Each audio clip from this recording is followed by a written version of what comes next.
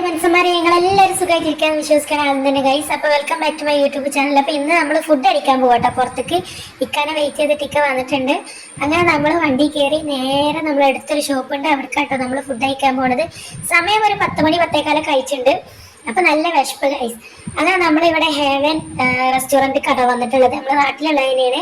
ഇവിടുത്തെ മെയിനായിട്ട് നമുക്ക് ഇവിടെ പറയാനുള്ളത് ഗൈസ്, ഇവരുടെ വൃത്തിയും ഫുഡൊക്കെ ആയിട്ട് നല്ല അടിപൊളി ഫുഡാണ്. പിന്നെ ഇങ്ങനെ ഒരു പിറവ് കണ്ടാൽ ഇതിന്റെ കോപ്രായം എന്തായാലും ഉണ്ടാവും, നിങ്ങൾക്ക് അറിയില്ലേ. അങ്ങനെ നമ്മളത് കഴിഞ്ഞിട്ട് ഫുഡ് കഴിക്കാൻ വേണ്ടിയിട്ട് വന്ന് ചെയറിൽ ഇരുന്നിട്ടുണ്ടായിരുന്നു കേട്ടോ. ഇത് കണ്ടാൽ തന്നെ അറിയാം നല്ല ആംബിയൻസ് ആണ് ഇവിടുന്ന് ഫുഡ് കഴിക്കാൻ കേട്ടോ. അതിൻ്റെ ഒരു കിക്ക് എടുത്തൊരു വീഡിയോ ആണ് നിങ്ങൾ ഈ കാണുന്നത്. അങ്ങനെ നമ്മൾ ഫുഡൊക്കെ ഓർഡർ ചെയ്തിട്ടുണ്ടായിരുന്നേ. വെള്ളമൊക്കെ അവർ തന്നെ കേട്ടോ വെച്ചുതരിക. പിന്നെ പാത്രം വന്നു.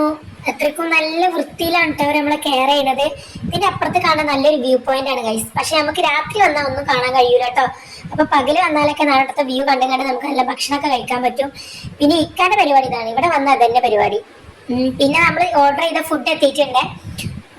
അഫ്ഗാനി റൈസും പിന്നെ നമ്മൾ അൽഫാമും കേട്ടോ പറഞ്ഞിട്ടുണ്ടായിരുന്നത്. നല്ല ഫുഡാണ് ഗൈസ്, നല്ല അടിപൊളി ഫുഡാണ്. ഞാൻ ഇവിടുന്ന് 2-3 വട്ടത്തെ കഴിച്ചിട്ടുള്ളൂ. ആകെ ഞങ്ങൾ അധികം പെരിന്തൽമണ്ണയിലാണ് ഫുഡ് കഴിക്കാറുള്ളത്. പക്ഷെ ഇവിടുന്ന് ഇങ്ങനെ എപ്പോഴെങ്കിലൊക്കെ അർജന്റായിട്ട് വരുന്ന സമയത്ത് നമ്മൾ ഇവിടുന്ന് തന്നെയാട്ടോ കഴിക്കാറുള്ളത്. നല്ല റൈസ്, നല്ല സ്മെല്ലും കാര്യങ്ങളൊക്കെ ഉണ്ടായിരുന്നു കേട്ടോ. അങ്ങനെ ഭക്ഷണം കഴിച്ചു കഴിഞ്ഞു. നമ്മളൊരു ജ്യൂസ് പറഞ്ഞിട്ടുണ്ടായിരുന്നു, അതും വന്നു, അതും കുടിച്ചു. നമ്മളങ്ങനെ അവിടുന്ന് കുറച്ച് പാർസലാക്കിയിട്ട് പോകും കേട്ടോ. അങ്ങനെ ഇക്ക ബില്ല് പേ ചെയ്തിട്ട് പുറത്തിറങ്ങിയിട്ടുണ്ട് കേട്ടോ. എനിക്കാണെങ്കിൽ ഈ ഫുഡിന്റെ ബാക്കി കിട്ടിയത് ഭയങ്കര സന്തോഷമാണ് ഗൈസ്. അതിൻ്റെ ഇടയിൽ കൂടെ ഗൈസ് ഞാൻ അവരുടെ ഒരു കാർഡും അടിച്ചു മാറ്റിയിട്ടുണ്ടായിരുന്നു കേട്ടോ. അതാണ് ഇപ്പം നിങ്ങൾ കാണുന്നത് കേട്ടോ. അങ്ങനെ നമ്മൾ നേരെ വീട്ടിലേക്ക് അൽഹംദുലില്ലാ റാഹത്തായിട്ടുണ്ട് കേട്ടോ.